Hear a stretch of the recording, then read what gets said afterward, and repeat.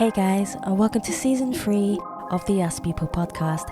I'm your host, Savia Rocks, and in this season, I get to make my guests laugh, cry, and even make them think about life a little differently with the questions I fire over to them, which digs into their lives and professions a little differently.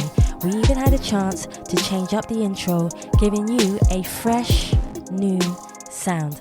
I look forward to sharing season 3 of the Us People podcast with you. Let's go. Hi everyone, I'm Raghav and I'm a high performance and executive coach, and you're listening to the Us People podcast with Savia Rocks. See, you've done that in one take.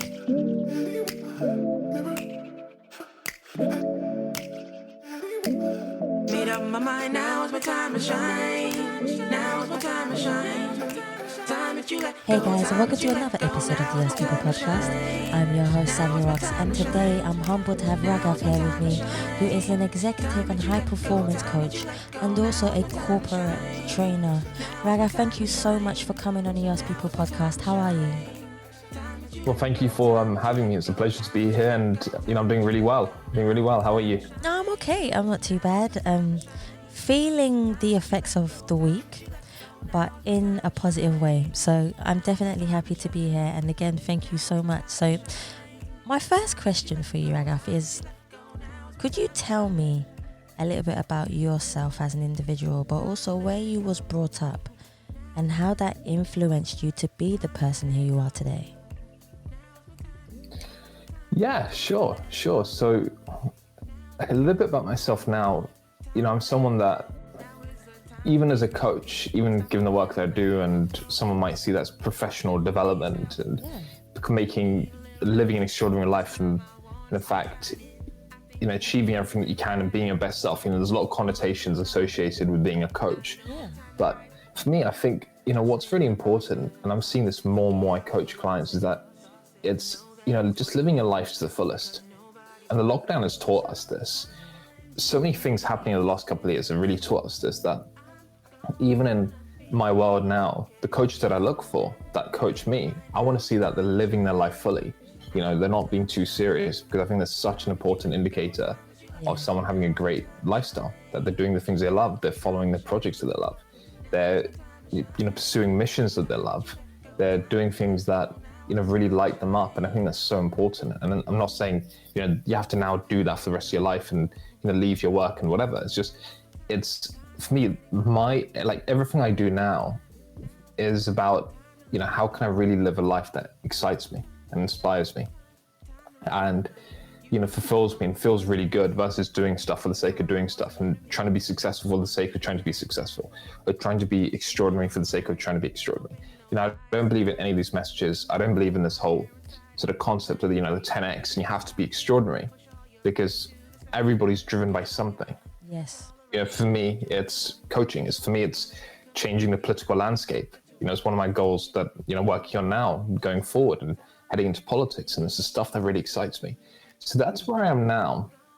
And I think, what's driven me towards this, funny enough, is, I grew up in an Indian Asian background, right? Indian parents.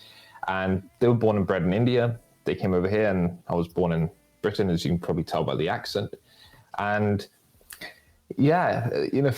for them, I think what's led me to being where I am today is, for them, they came from a country where academic performance is really important. Yes. You've got to do well in exams.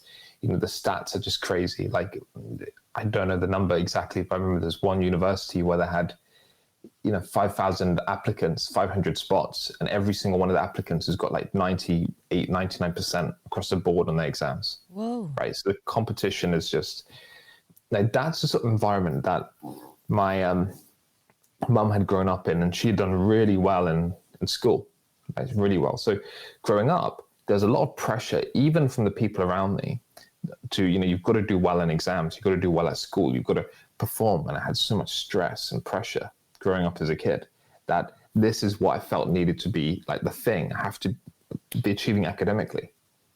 And as you know, for me, there was so much pressure that actually got in the way of my potential. You see, people think pressure is really good for performance. Actually, it's not. It really isn't. And it can actually sabotage performance. And that's what I found happening with me. that I struggled to really get the most out of myself in my exams.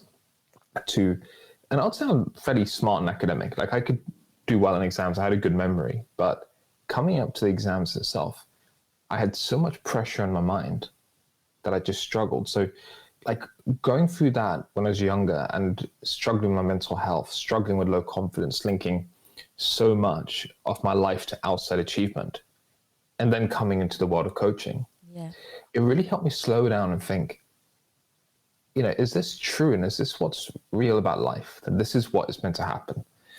People need to be stressed. People need to be so outcome focused. Do we need to make it all about, achieving and doing and whatever? And it's just like a narrative. It's like a rat race. It's like a hamster wheel. Yeah. But the minute you're on it, you'll spin faster and faster and faster. If you keep staying on the wheel, it's just taking the courage to jump off. So for me, I just figured, this doesn't feel good. It doesn't make sense.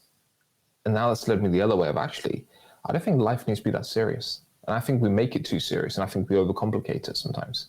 I agree with you on the complicated part. I definitely do. I think people do complicate their situations. We're giving a situation, but then what we do is we overthink it. And once you overthink it, you're right, we do complicate it. And when we complicate it, we get stressed. When we get stressed, we get anxiety. And everything kind of stems on from there into a place or a point of slightly no return sometimes. And then that's where you come in to tell us, no, slow down, which I think is admirable as well. What you do is very admirable.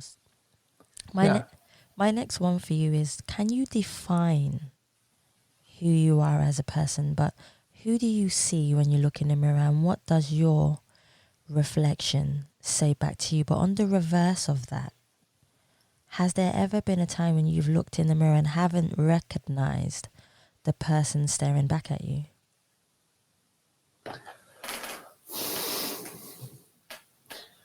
I really love this question because there's so much depth you can actually bring to this. And I'll share something maybe that hasn't been spoken about before, but this is my take on it. That there's a great quote by one of my mentors, Michael Neal, and he once said, "Everything you think you are is everything you're not." And I really live by that with identity. Like if you said who Rag is, I'm definitely not my name. I'm definitely not, how we define ourselves and what we define ourselves by aren't actually what we are. It doesn't point back to who we are. Like people say, "Oh, I'm a John. I'm John and I'm an architect." Well, no, your name's John. It's a label you were given as a kid. Exactly. You didn't even choose it. Yep. And architect is what you do. It's not who you are. Yep. Like I had a sandwich earlier. That doesn't make me a sandwich, right? It's like these are things you do. Like architect is what you do. Are you an architect when you go to bed? Hopefully not. I hope the answer is no, but maybe in some cases people are. You're not an architect when you go to bed. You're not an architect when you're brushing your teeth. Yes. Right? You're not an architect when you're in your honeymoon. That's true. So we think about things as doing. And why we do that is because it gives us a lot of certainty. I think there's a part of us in our humanity that craves certainty. So we attach onto labels. And I find today the way language is used, it's so bad that it's actually adding to people's mental health problems. That's true. Everyone's diagnosing themselves with something. And it's just really terrible. So when it comes back to identity, when I look in the mirror, what do I see? Well, to me, it's more like if I were to try and think about myself, what do I really see? That beyond all these labels, when you start letting go of what you're not, you then start seeing who you are a bit more. You then start experiencing that more. Like when you let go of who you think you need to be, you'll discover who you really are. And what I find is that there's so much there, such as the confidence you're talking about, the love, the flow, the happiness, the joy, the passion, the performance. Like when I talk about slowing down in business, people think, how's that helpful? Doing nothing. That's not what slowing down is. Slowing down is bringing presence to where you are as a way to then harness your potential, as a way to then bring out your internal instincts, your skills, your experience. And that's what I'm starting to see when I go beyond the identity of, Rag. It's actually really, really powerful, and people don't realize it. Like it's a space where ideas and inspiration comes from. But that's where incredible things are made, not when you're creating it from the, well, I am John and I'm an architect. Well, actually, no, you're so much more than that. That's true. That is definitely true. Talk about leadership. That's something that I would love for you to talk about. Leadership is something that a lot of people want to be. And I know we've just spoken about not defining yourself by the name John and being an architect, which is so true. But could you go into depth of leadership, how you coach people in leadership, communication, and what does it mean to you to be able to do this? And how do you see the transition from when you begin with somebody in the beginning to the point where you feel like they are ready to be okay and be by themselves, to be able to evolve as a person? Yeah, those are some really great questions. So as given the work I do, I love shaking things up. Like I love disruption, especially because I think the way and I don't consider what I do personal development largely because the way a lot of it's done, I just don't agree with. Good. I really don't believe fundamentally with a lot of the noise that the personal development industry is producing, because it's constantly creating this pressure of you have to do this and be this and become this. And people have more thinking that takes them away from who they are. Exactly. And they're living a life of stress, of pressure, of I have to go and do this now and I have to achieve this, otherwise I'm not extraordinary and I'm a failure. And I have to, and there's like what I'm seeing, how this ties back to leadership is just an extension of who you are. That's what leadership is. So when people prioritize, okay, I want to be a good leader, I want to go and learn all these skills, that's not a bad thing to do. Now, there are technicalities, like as an example, you may not be able to just go into corporate and think, okay, I'm just going to, I don't know, lead all these teams with flow and ease. Like it may take some understanding of the nuance on how to manage teams. But when you're talking about personal leadership, it's just an extension of who you are. Like, you know, I was coaching an executive once on listening, and he had transitioned to a really successful company. I don't know how many billions they're worth. And he asked me to coach him on how you can listen better. Now, there's all these sort of rubbish courses out there that are saying, oh, well, to listen better, you should do matching and mirroring. And when someone says something, saying, I hear you, and then repeat back what they've said. And that's not, like, that might be considered listening. That's not real listening. No.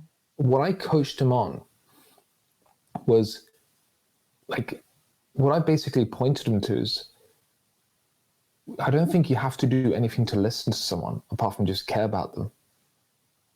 And he found that profound. Compassion. I just said to him, it's like listening is like watching a movie.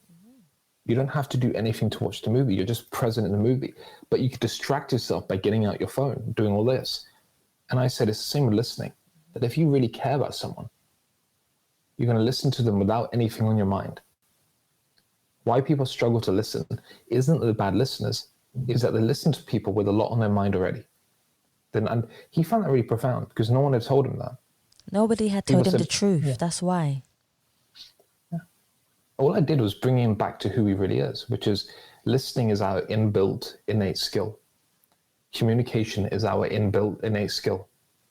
Leadership is our inbuilt innate skills, but we come away from it because we come away from who we are, because we think we have to do this and all the pressures and stress and everything we build up. We just come away from our own true nature.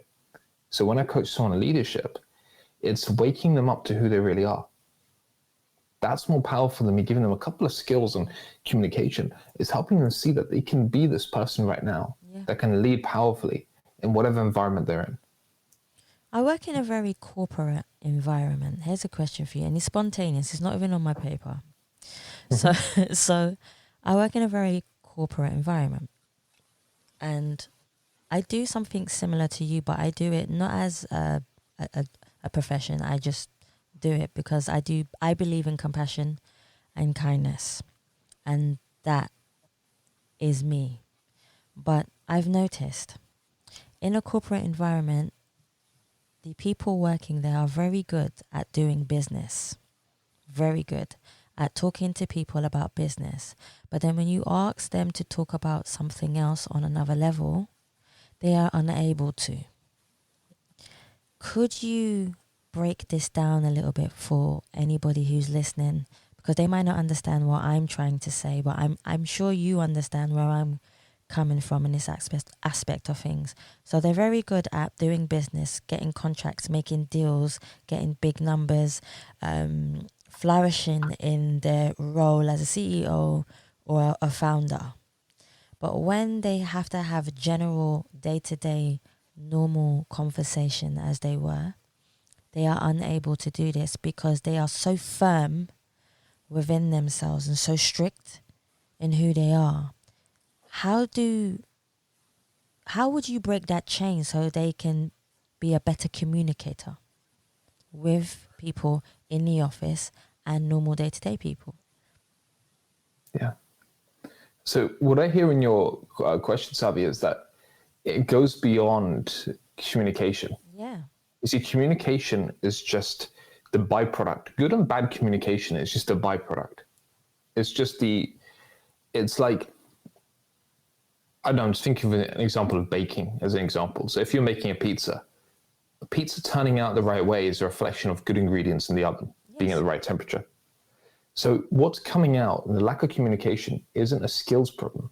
What I hear in your question is it's about, who the leader is being. And I really see this especially within business, that we think, and I know this because I'm currently writing a book on imposter syndrome. I'm researching and interviewing 100, 200 leaders across business from a number of different countries.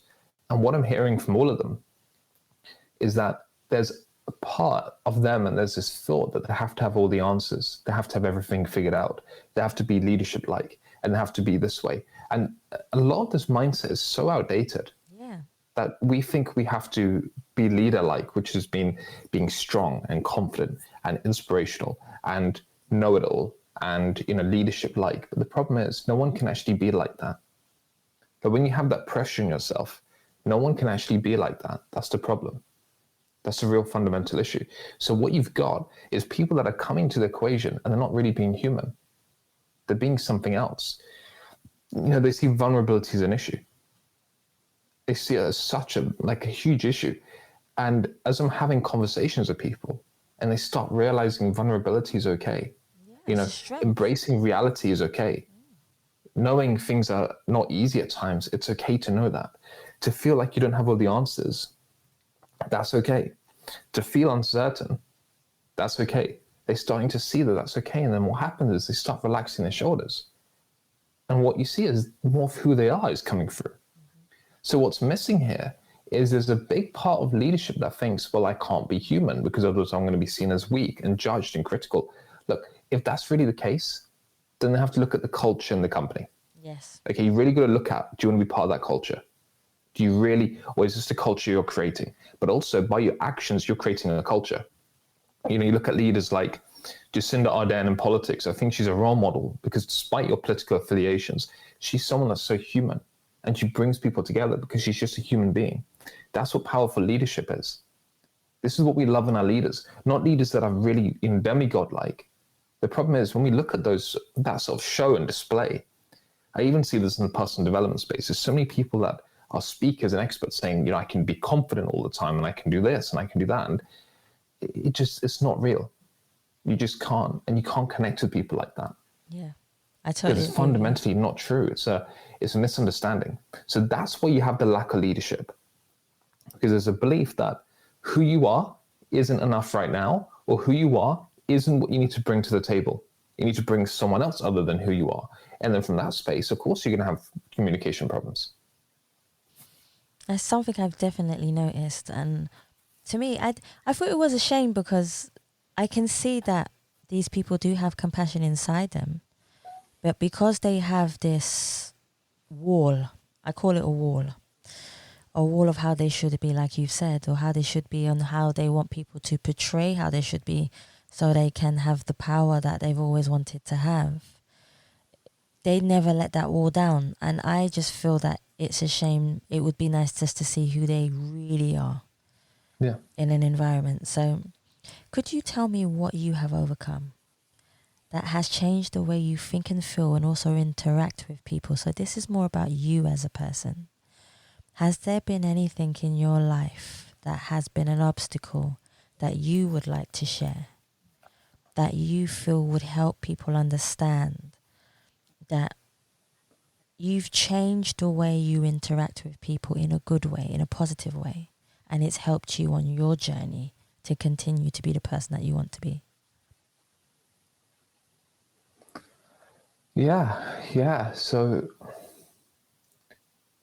for me, what brought me into coaching is actually struggling with my mental health. So from a young age, 18, 19, I struggled with an eating disorder. I struggled with low confidence and low self-esteem. And I also went through, minor depression as well. So I struggled with depression at those years. And even after that, so I'd done a lot of work on myself, so to speak. When we say work on yourself, as in having coaches, having mentors, learning to love yourself more.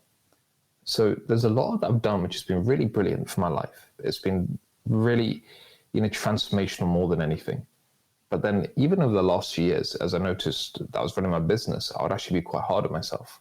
Okay. And I'd be putting a lot of pressure on myself.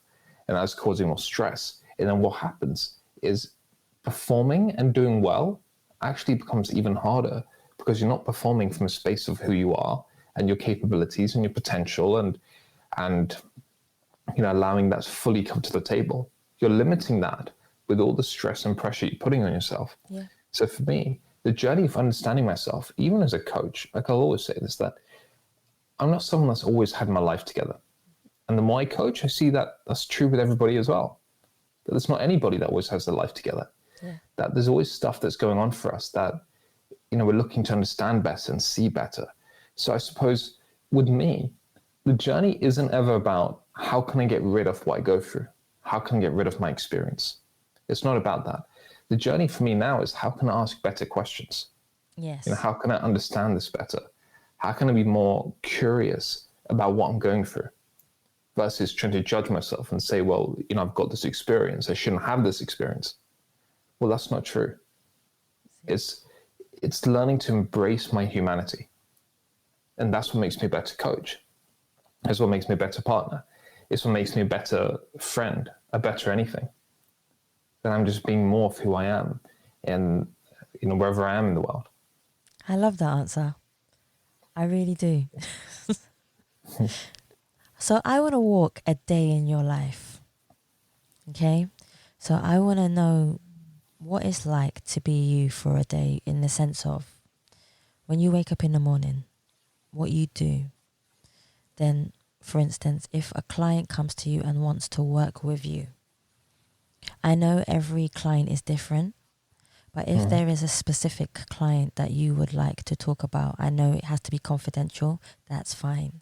But if there is something that you would like to share, I would love for you to tell the story in the sense of when you wake up in the morning to when you have a client, what your process is and the end result of what you feel, not only for them, but for you also. Yeah. So with each client, and I'd say probably with my approach to coaching, it's changed a lot over the last years. Yeah. That typically, my clients they used to come to me and it'd be about, business goals and ambitions and, how can we go and achieve this more? But what I'm seeing with all the clients that I coach is what actually they come to coaching for isn't actually what they need. What they bring to a coaching conversation isn't actually what's going to move the needle for them and what's going to make the difference. So with each client, what I love is that I actually don't know what's going to show up, but what I bring is presence. Yeah. What I bring is listening to my clients in a way that they haven't been listened to before, to really understand them, to really get a feel for what they're saying, what's happening in the world, what are they not seeing. So for me, what I speak to is what shows up for me in the session and what I see going on for a client. Yeah. Like what I see that's happening in their business that's stopping them from being all that they are, and that's what's stopping them from creating the success and the impact that they want to have. Like that's what I look to and that's what I speak to, but also helping them see who they really are. And that can only come without me trying to have an agenda, without me trying to coach and trying to be powerful and all this stuff. It's literally me being another human being, showing up with a client, and just two people speaking to each other. You know, it's not a coach and a client dynamic. I don't want this sort of formality of, okay, I'm going to be coach now.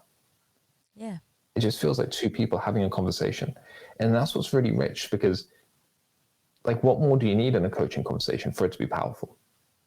And where we then tend to go, like, the results are even better. That's true. Like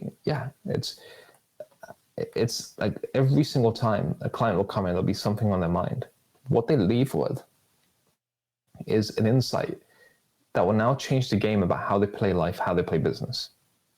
Just because we bring some presence to that. You know, we're not in a rush to, okay, here's your goal, let's go and look at how we can achieve it. My belief is everyone knows how to achieve their goals. That's not what they think. Consciously, they think, okay, I need to work on this. They know how to achieve their goals. What I look for is how they're getting in their own way. And that's a powerful conversation. That is actually, even the way you've said that, how does a person get in their own way? Which is actually, that's good actually. It makes you think indifferently. Yeah. Maybe that's a question I should ask people more too. See, you've given me a question. See, you've given me insight. You know, it's a big one. It's a big one. It definitely is. You made me stop and think.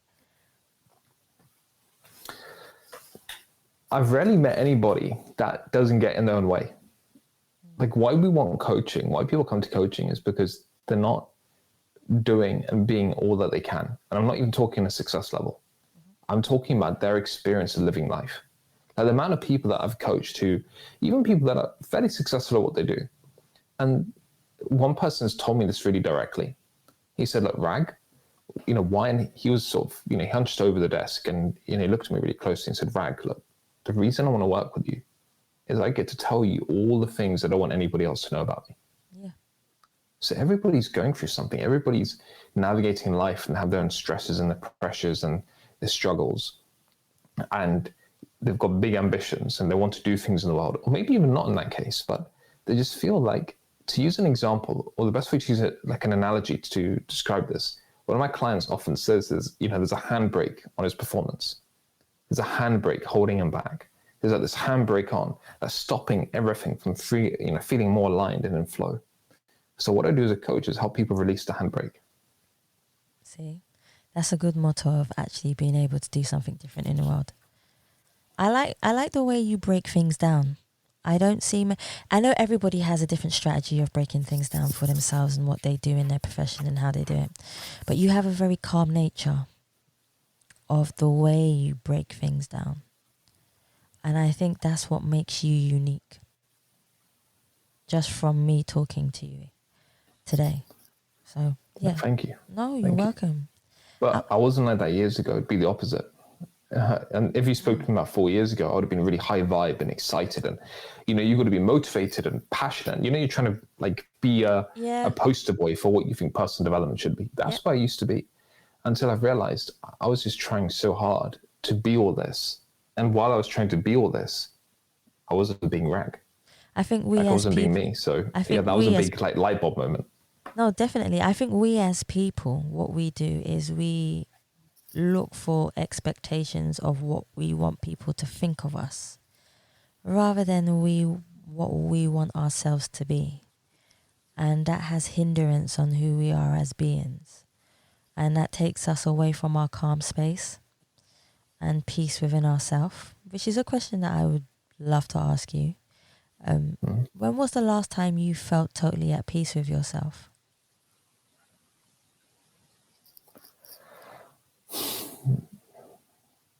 Probably yesterday.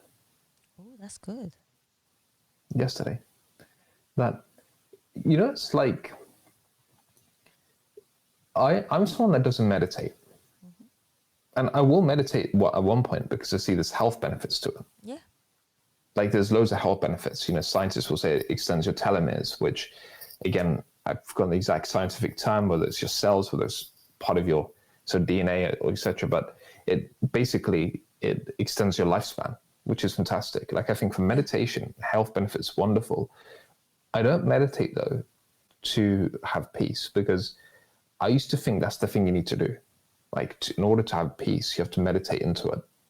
Until one of my mentors, very recently, the last 2 years, he taught me that actually peace is the default. Meditation is the default.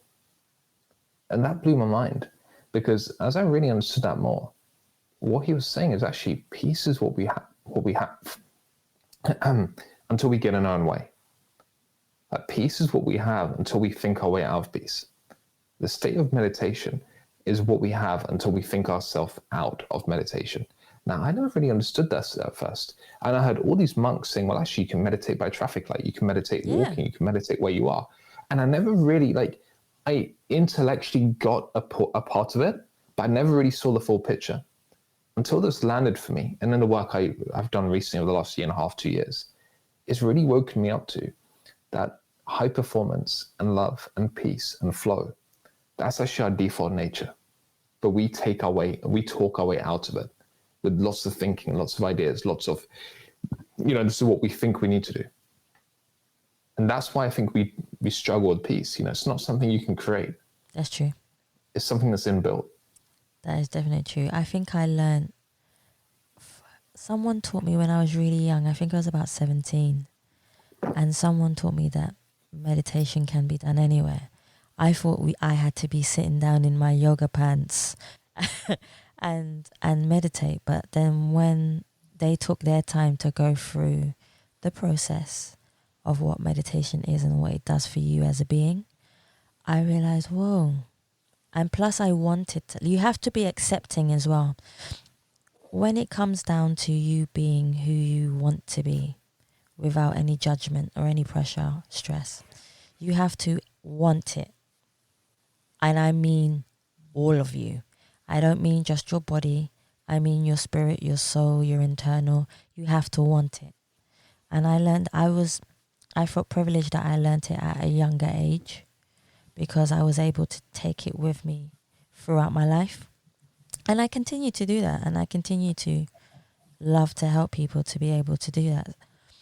I want to talk about imposter syndrome. A lot of people don't actually know what imposter syndrome is and what it does. Could you break down, in your own opinion, and especially because you're writing a book and I think this would be so good, what is imposter syndrome?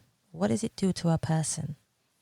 And how do you help people who have imposter syndrome? So there's a number of different definitions of imposter syndrome. I don't think there's ever just one definition. Yeah. This is my take on it, and I don't think this is the exact, way to pinpoint it. But what people see how I see imposter syndrome is that it's the thought of you need to be someone different to who you are. It's that, if I'm here and I want to be in this role, I want to achieve X, I need to do Y, I want to have, Z in my life, I need to be another person to do that. And because people are having this thinking that you have to be someone different to who you are, that's why every success they have, they think they've done it by luck, because they're thinking, well, I'm not skilled. This isn't me. This has happened by fluke. Or on the other side, they feel like they're making it all up. They just, they feel like they're winging it because they need to be someone else. They have to be feeling confident and certain and this and know-it-all and more skilled. And so there's a lot of thoughts going on. And this is the key thing with imposter syndrome that I coach clients on, that what we're not dealing with is a monster underneath your bed. Okay. We're not trying to fix a monster under your bed.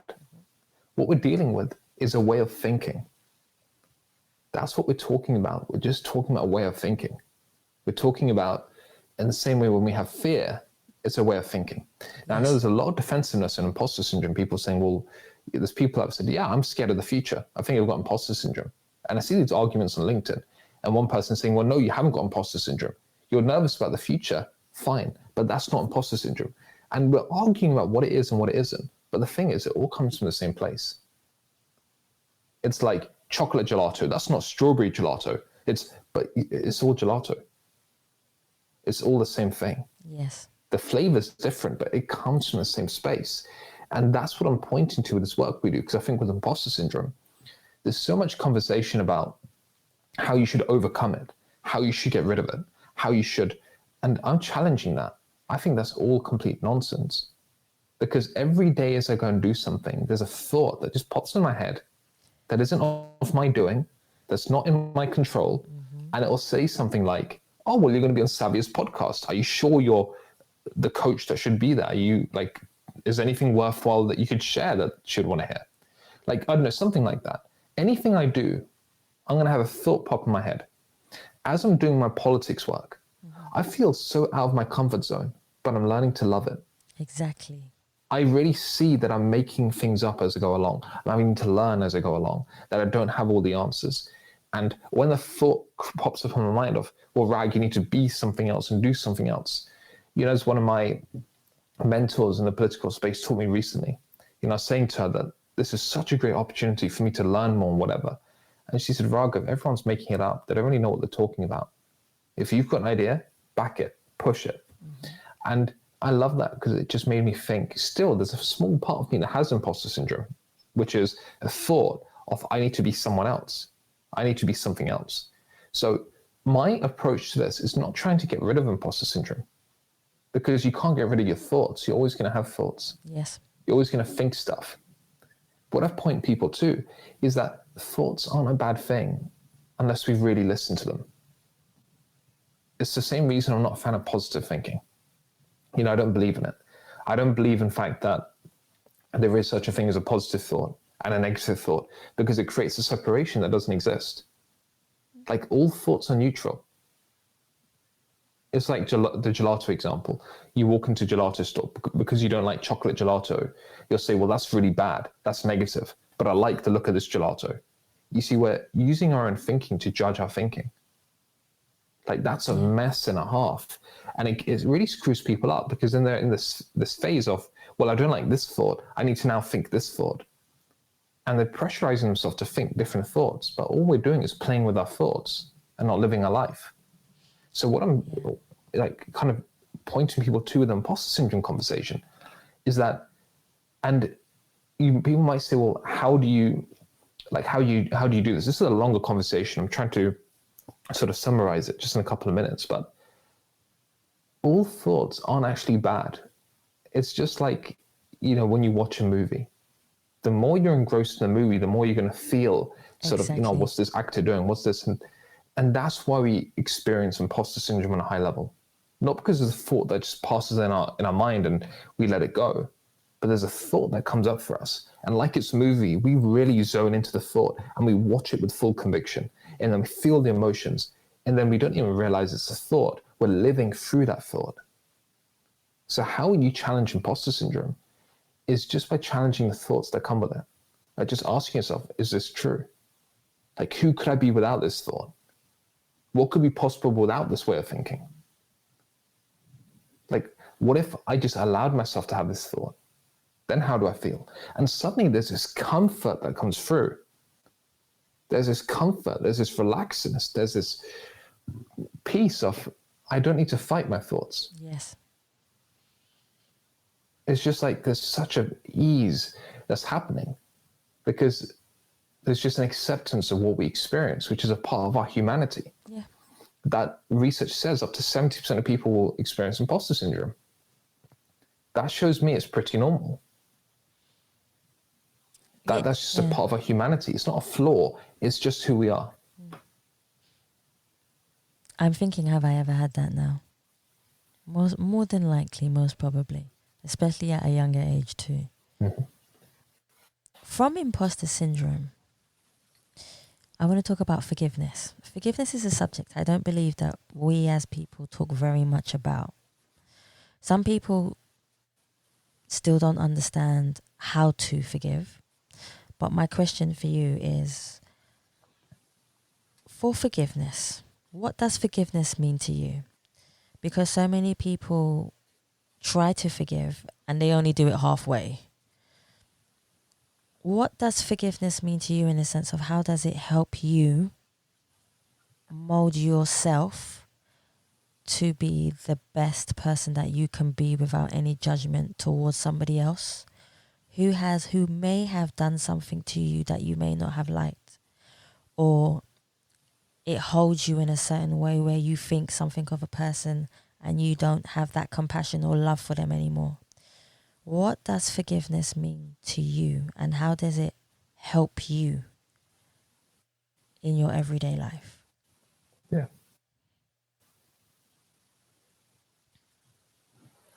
Yeah, it's so I've got a couple of different viewpoints on this, and it might be slightly controversial, but so there's two elements to this. There's two conversations to it. So the first is forgiveness is just an antidote to judgment. Exactly. That if someone does something in our life, like let's say someone betrays us, someone says something harsh to us, someone makes a comment, someone lets us down, whatever, someone does something. The first phase is we get into judgment. Exactly, yeah. And then we start judging them. We start judging who they are. And we start judging their character. And we make up an assumption. And then because we've got this, like, again, it's a way of thinking. We're consuming so much thought about this person in this way that we start feeling bloated. Yeah. Just in the same way if you ate too much gelato, right? As in food example, if you eat too much food, you're going to feel bloated. That's what getting to the point is of frustration and anger and stress, that you've built up so much thought in your mind and through the way you're thinking about somebody else. But then what people look at forgiveness as is, well, why don't we just let that go for a second? It's like, why don't we just stop eating the gelato? Why don't we just relax, let your own body do what it does, which is digest, like with the intelligence it has. The same way with forgiveness, that if we're not judging, then there's nothing to forgive. There won't ever be anything to forgive. And this is where it gets controversial, because people can go through more serious occasions, more serious events than, let's say, someone letting them down, whether it's domestic abuse, whether it's something like that. Yeah. And this is why I show a lot of compassion, because I don't want to bypass their experience. I don't want to come across and say, well, oh no, well, you don't need to judge them. It's fine. Let this happen. Like, it's a bit of an extreme viewpoint. So in this sense, when you've been through such hardship, it's so easy to be holding on to the past, to the fear, to the worry, because it's traumatic. It's scarring. You know, it causes people all sorts of different pain. Yes. So in that example, this is where forgiveness is really powerful, because it's what you give yourself. It's not a gift to the other person. It's purely about yourself. Forgiveness is purely a gift for you. And I really hope that people listening in, they haven't had the misfortune of going through something traumatic like that. You know, I've had my own experiences as an example growing up, and forgiveness has got nothing to do with the other person. It's just looking at yourself thinking, do I deserve to have the best, most richest, most extraordinary life that I can have? Do I owe it to myself to be happy? Mm-hmm. Do I owe it to myself, as you said, to experience peace, to have love? If I think I do, then I'm going to forgive. Not because it helps the other person. The other person has got his own karma going on. Exactly. I believe in karma. He has his own karmic forces. He's creating the world that, what he's speaking to. You forgiving this person will not change this person. That person is going to create and speak into existence who they are. Whereas with you, by letting go of whatever's happening, by forgiving yourself, then you're speaking to existence the act of compassion, the act of love, the act of self-service. And that's so powerful. That's so liberating. So forgiveness is never, ever related to anybody else. Yeah. It's purely related to yourself. It's a gift you give yourself. See, I hope you guys are listening to this, because I am, believe me. Let's talk about gratitude. Gratitude plays a part. So what I've done is I've cut them down into sections. Okay? So we spoke about forgiveness, and then we're going to go on to gratitude. So how does gratitude play a huge part in your life? But also, how does unconditional love help you change the way you see the world?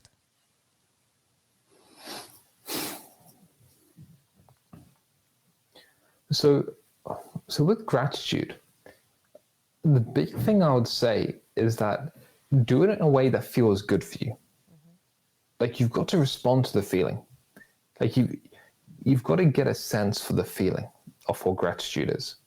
Because a lot of people, when they hear about gratitude, they might watch something like The Secret, or they've read about the law of attraction or something like this, and then they really practice gratitude.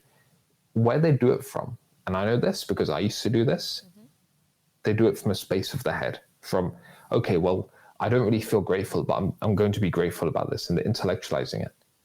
And it's just wasting your time. Yeah. Like, it's not helping.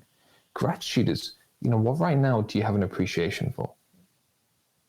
Like, what really are you feeling humbled for, and love about, and excited about, and passionate about, and inspired about? What are you feeling on this level that just really makes you feel? There's a really beautiful feeling that comes with it. Just appreciative, or you can use the word grateful. What really makes you feel that way? And then it's giving appreciation and thanks for that. So for me, I don't do gratitude as much as I used to, but what I enjoy is just living in a good feeling. Yeah. That's like more natural. Like if I can be in a good feeling, I know that's going to do more for the world, because I'll feel more inspired. People around me will feel inspired, because it's an energetic thing. And, having unconditional love, I really love that. And that's so beautiful. And a lot of my mentors, they're really, loving people. Like I'm moved by the way they are. Like when you see them, they're just so loving. And, it's really special. I just see the love that they carry. And it's amazing, because what they see is that love is our DNA. It's our nature. Yes. When you look at the incidents from the world that happen, you look at Grenfell Tower, you look at all these things, instantly people drop what they're doing. And who they are is an expression of love. Like who they are is an expression of, real deep, incredible love. And that's what you see coming through. And there's a great coach that sadly passed away a number of years ago, a very famous coach and speaker, Sean Stevenson. He once said that we live in a world where people can hate people they don't know, yet they're not going to love people they don't know. If it's that easy to hate, then surely it's that easy to love. Exactly. And it really is. It really is. But people think it's such a weird subject. And, love, but that's too fluffy and weird. And how can you love people? Well, I've really seen this with my mentors, and it blows me away that when they're with people, you see such a love and appreciation coming through for who they are. They make the person feel like $1 million.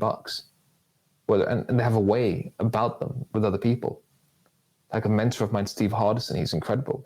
Like when he's with people and he came here to London, everybody in the hotel he was staying at was trying to do favors for him when he got a group of people together, because he's so loving with everyone. The doorman, like he's so friendly with, and he's introducing us, like the whole gang of us coaches. He says, oh, by the way, this is Rodrigo, the doorman. This man is 23 years old. And do you know he's just finished his degree at this university? He's such an incredible human being. This man wants to become this, this, this. And I'm blown away, because I never hear somebody talk about other people like this. Yeah. It's like Rodrigo's a friend of his. He just really cares about people. He just has this love. So when he's with someone, he sees who they are and he falls in love with that. And it's so rich. And it's just, it blew me away. Like that was my introduction into this sort of way of unconditional love. Yeah. That it's another level altogether. Yeah. And it's so special. How do you feel that culture and religion, how important is culture and religion, I should say, when it comes to being brought up? Do you think it plays a big impact into what people become and how they become when it comes to culture and religion? Absolutely. Like I'll speak more to culture first, because I think culture, again, should always be the main thing above and beyond religion. Yes. And I'll tell you why. Because with culture, it's the love and the appreciation and the freedom and the respect and the care that people are shown. If you've got a toxic work culture, right? Like I've got a family member who's in an environment where it's so toxic, it's unbelievably toxic, like the culture. You struggle with performance. Yeah. You're not going to attract the best leaders. You're not going to attract the best talent. So imagine when you're growing up, if you've got a culture that isn't as safe, that isn't as welcoming, that isn't as nurturing, especially when you're growing up, especially when you're from the age of 5, 6, 7 plus, all the way until your teen years, late teens, that's going to impact you. Like that is so formative. It's so formative. And a lot of parents don't realize this, that who their kids become is a reflection of the love they're given or not given at that young age. It's so important. Yes. And this is why I love that with Scotland. Now they're the first country in the UK to ban smacking your child, child abuse in the sense of, physically assaulting your kids, because people still do that today, Yeah. which is sad and shocking. And it just blows my mind that they don't realize what the act of raising a hand to a kid will do to that kid growing up. The shame that they'll have with them, the fear, the lack of love for themselves. They don't realize. There's a lot of parents that don't necessarily see that. So who we are and who we're being in the world, it's so important. The culture shapes people. It shapes how they see themselves. It shapes their thoughts. It shapes and you can break out the shackles of culture. I've done that through my own work, of course. Yeah. Still breaking, as in letting go of any thoughts that I have from my cultural upbringing. But it's so important that if you can put the strong foundation for kids during the younger generation, then they're going to be leaders of tomorrow. Elon Musk's mum is a great example of that. How she celebrates the kids, like the things she shares on Twitter, it's incredible. Like the love and the belief she has in her kids. She's creating leaders of tomorrow. See. That's what it's about for me. Culture is so important. What about education? How do you feel about education? You have education and you have talent. Do you believe that education is enough to get you where you need to be? Or do you believe that talent by itself is enough to get you where it needs to be? Or do you believe that you need a combination of the two to enhance each other so that you can evolve as a person to be your best self? So if we're talking about best self, I don't think anything can make you your best self. I think that's already there. It's just we lack the realization about it. Exactly. If we're talking about development, then it's not quite, I'm not saying, follow your passion, because I think that advice is a little bit one-sided in the sense that it negates and doesn't take into account important factors. But it's basically, it's that, which is what I'm saying, which is just go with your instincts, like go with your wisdom, go with your intuition. Like that is more powerful than anything. Like I love education. I think teachers are incredible. They are, in India, they have this expression that teachers are gods. And I agree that because teachers are imparting some of the biggest gifts to kids. The problem right now in education is that the system is broken. Yes. Teachers are underpaid. They're not rewarded for the amount of work they put in. And, it's a sad system. Teachers should be paid what, lawyers, doctors, bankers, at that level above, they should be paid those salaries. And what education teaches doesn't actually educate people. Like it doesn't really educate people. Yeah. Like I've never walked out of class thinking, great, now I've learned about Pythagoras' theorem. I can't wait to start a business with this. It doesn't really teach them the skills for life. Yeah. So education alone, you look at some of the most successful entrepreneurs, education didn't really give them what's helped them with their business. What education maybe has given them is development of their own skills as a person, as in developing and seeing, who they are and harnessing their creativity. Wonderful. But it's I think from a young age, it's just feeling, what are you being pulled towards? What's your dream? And then seeing how you can bring that to life. Yes. That's the main thing that's important to me. Like if people are in tune with what their dream is, and I'm not saying wishful thinking, I'm talking about really connecting with what's your dream. Mm-hmm. Like for me, it's to do stuff in politics. It's to change the political landscape. And because I've been actualizing this dream and I've really been feeling it, one step after the next, it's becoming more real. Exactly. Every day it's becoming real because I'm breathing life into this. It's like blowing up a balloon. Are you breathing life into what you want to create? Or are you breathing life into something you don't want to create? Where are you going? So I think that's the important conversation. I definitely think so. I like the fact that you always make me think every time. And I've learned something. You don't always have to have an answer after somebody speaks. Just hearing and listening, which are two completely different things. And that's something that I love to define every time I talk. Listening is one thing and hearing is another. I want to ask you, if there is a quote that you could choose, that you believe defines you as a person. And I know this one is quite difficult because we are not defined, and we spoke about this in the beginning, we are not defined by anything. But if there was a quote that you feel resonates with you, I will pull it like that now. If there is a quote that resonates with you as a person, what quote would you choose? And why would you choose that particular quote?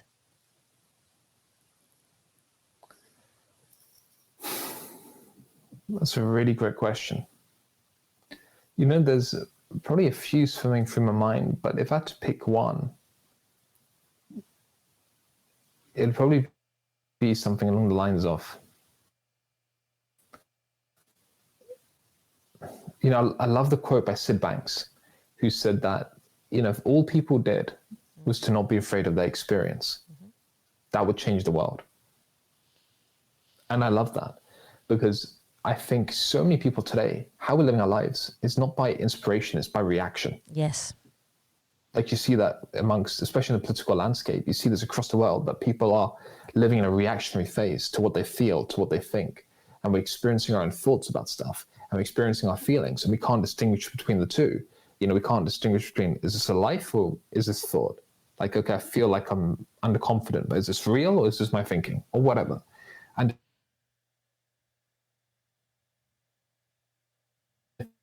with whatever they feel, whatever they think, and not be afraid of it,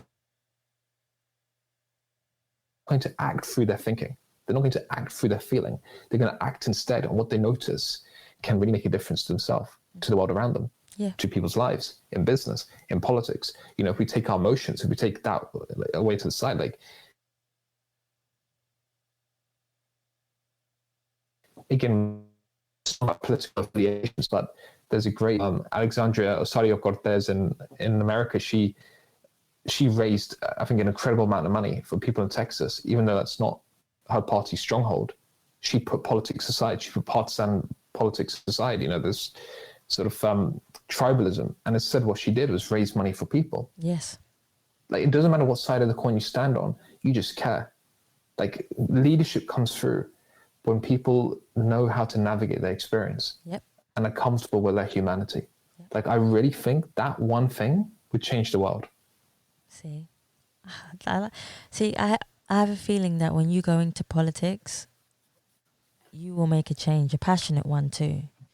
Why politics? If you don't mind me asking, what was it about politics that made you decide, I need to go into this? Was it the fact that, I remember you spoke in the beginning about having the pressure of your family, being very, very bright, intelligent in what they do and how they do things. And you felt the pressure from this, knowing that academically you wanted to achieve high standards, or they wanted you to achieve high standards in things. But what was it about politics that made you decide, and only you decide, that this is something that you want to go into? So there's like two short answers I can give to this. I mean, the first one is, like, the real one, if I'm honest, is it's probably the same reason if you asked, Cristiano Ronaldo, why do you love football? Or, Virat Kohli, why do you like cricket? They'll say they just love it. The heart wants what it wants. It's true. And that's how I make a lot of my decisions. That with politics, I can give you some rational reasons, but it's just, I love what could be possible. Like, I feel so pulled towards Parliament. It's like, since I was a kid, I just loved the Houses of Parliament. I loved the Westminster area. I was just so inspired by it. I felt so, like, I had a real strong pull, like a instinct. I can't even explain it, but I loved it. And it felt really good to me. And I love London. It's my favorite city in the world. And there's just a pull that's directing me there. And that's how I make my decisions, of intuition, of inspiration. That's why I think everyone makes the best decisions from it. It's not from the rational, I can give you 5 reasons. I can make that up. Yeah. What I can't make up is what I'm feeling pulled to. What I'm feeling really passionate about. But if I were to give you some reasons, I just think there's such a great opportunity in politics to do better for the people. We've got a constitution that is meant to serve the public, but I don't think serves the public powerfully. Yes. Like, I think there's such a great opportunity here for deeper public service, a deeper commitment to the electorate. But also, one of my goals is to make politics something that the best talent are inspired to enter. We're creating a culture in Parliament that isn't actually toxic. I mean, right now, I think it's the most toxic it's ever been. It's disgusting. And I think politics today has really reached an all-time low, that people are alienated by it. People are disillusioned by it. People have opinions about politics, and politicians being, like one of my brothers said, a lot of politicians are scumbags. And I said, well, no, not all. There's some that I see who's pointing at, but there's a lot of people trying to do great work. Yes. So for me, it's changing the way politics is done. Like, I believe in a world where politics is done differently, that can command the respect of the electorate, that brings in diversity of thought, that creates greater equality, and brings the best, brightest, youngest generation into the system who really see they can make a difference. They don't, they think, well, I could be a doctor, lawyer, dentist, banker. All these things are great, and nothing wrong with these roles, by the way, but it's just, I can see what I can do in politics. I want that passion, that inspiration to be created, because the younger generation right now are disillusioned by politics, yet politics is what's governing our roads. Exactly. I think it's crazy, and it's sad that we have this system right now that people are so against it. So it's, how can we create greater harmony and a greater trust within the public and the political system, and making that one, and making sure that we've got, a system that has got so much potential, the political system, yet it's performing at 20% of its capacity. As a coach, high performance, I want to see how we can get Parliament being a high-performing Parliament, performing for its people. That's inspiring to actually hear. So this one will connect with your passion. Okay. So what do you believe stands between you and complete happiness? Because you always talk about other people and their potential to do great things and their potential to be happy. But what stands in your way of you being completely happy?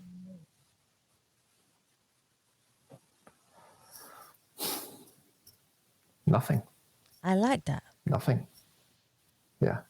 There's a quote that I resonate with this more. It's with the happiness conversation. I know there's a lot of hype, and people say, happiness is this, happiness is that. I don't quite know what happiness is, but what I experience is peace of mind. Mm-hmm. Having peace, having an appreciation, having, the soulful experience of quiet. I love that.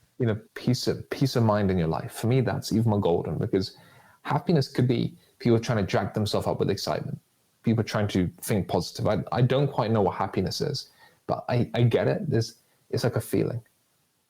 That feeling is always there. I think it's like the pull you were saying, like when you were just telling me just now, if something pulls you towards something, and even if you're trying to run away from it, it keeps pulling you and pulling you. Yeah.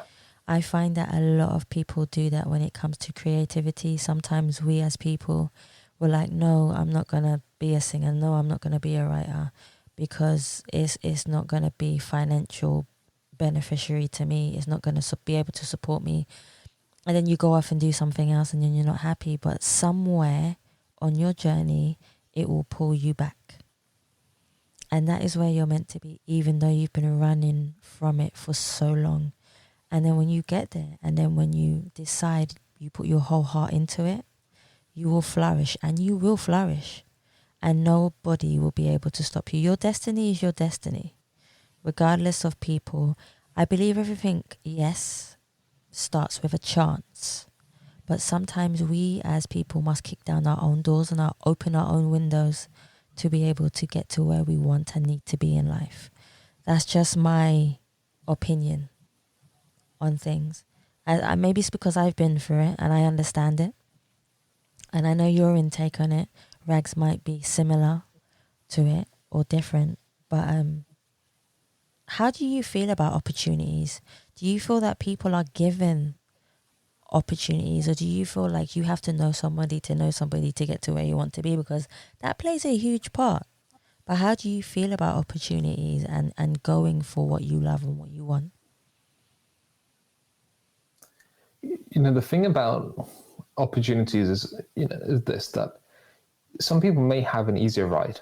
Yeah. Some people may have connections. Like, a great example is the political landscape, that a lot of the people in government, it's like an old boys club, right?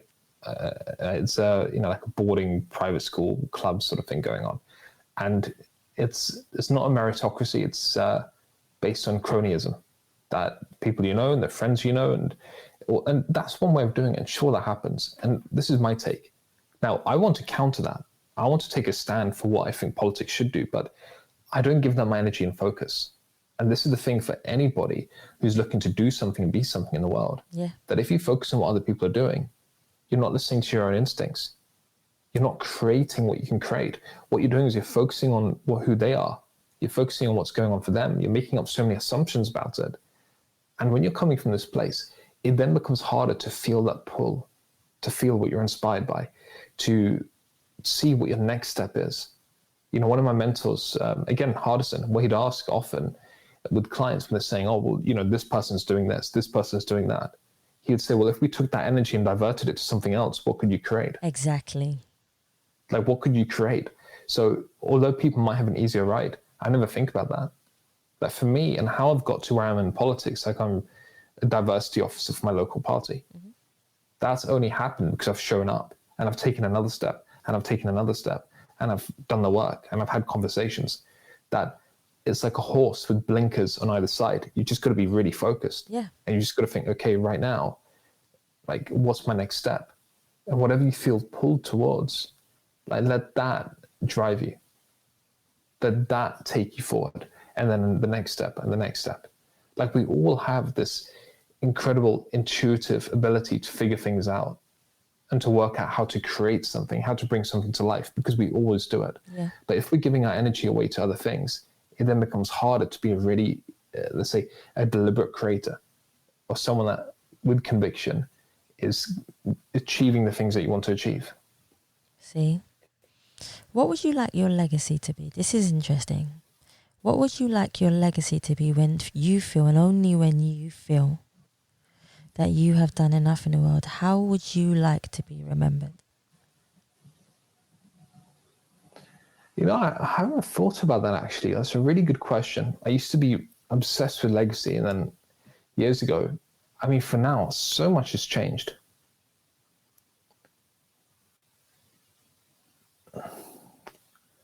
You know, I'm not really sure, like,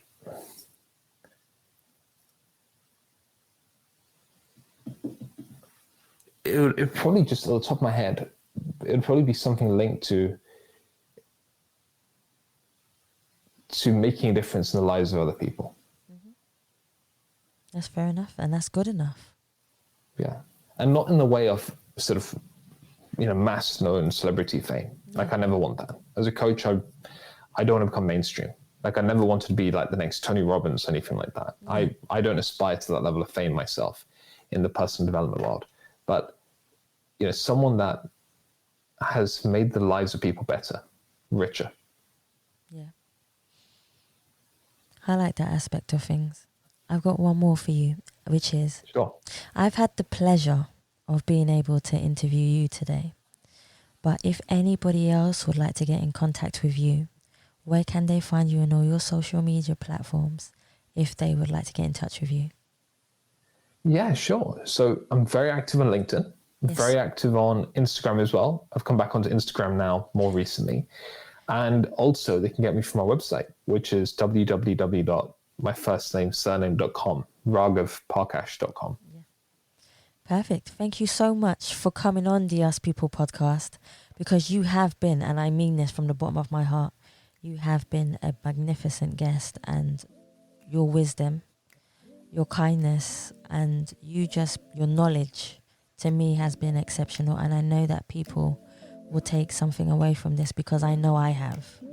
Thank you so much for coming on the show today. Thank you, Savvy. It's been a pleasure. Thank you so much. I've loved this conversation massively, and I feel I'm the one walking away with insights. Well, listen, the way I see it, if both of us walk away with something good, then I'm abundantly happy. So thank you. Definitely. My pleasure. Thank you. Guys, thank you so much for listening to the Us People podcast, and please remember, you can subscribe and leave us a review on Spotify, iTunes, Google Play, and any other platform that you prefer listening to. Please also follow us on Facebook, Instagram, and Twitter, and you can also donate to the Us People podcast by simply going to the Savvy Rocks website or typing in paypal.me/Us People podcast. Guys, thank you so much for listening. Stay happy, stay positive, and as always, please continue to be kind to one another. Now's my time, now's my time, time to let it go. Now's my time, time to let it go. Now is the time for me to focus. Stop all that playing hocus pocus. Stop doing it yourself.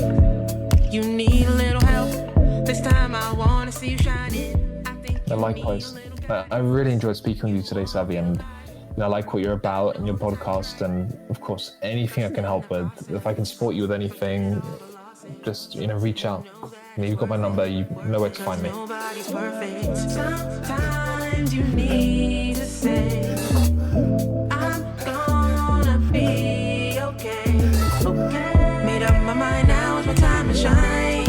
Now is my time to shine. Time that you let go. Time that you let go. Now is my time to shine. Now is my time to shine.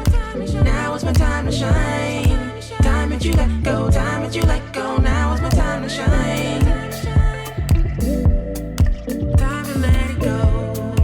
Now is my time. Now is my time. Time to let it go. Now is my time. Now is my time. Time to let it go. Now is my time. Now is my time. Time to let it go. You are your own worst enemy. Thinking too far, what's ahead of me? One day at a time. Just enjoy the ride. Open those eyes, see the light. Ignite that fire inside it. Let it breathe breath into life. Push all your fears to the side. Control your mind, it's all alright. Enjoy your life, the joy is mine. Commit to you, you got the tools. Everything you do, you make the rules. Sometimes you need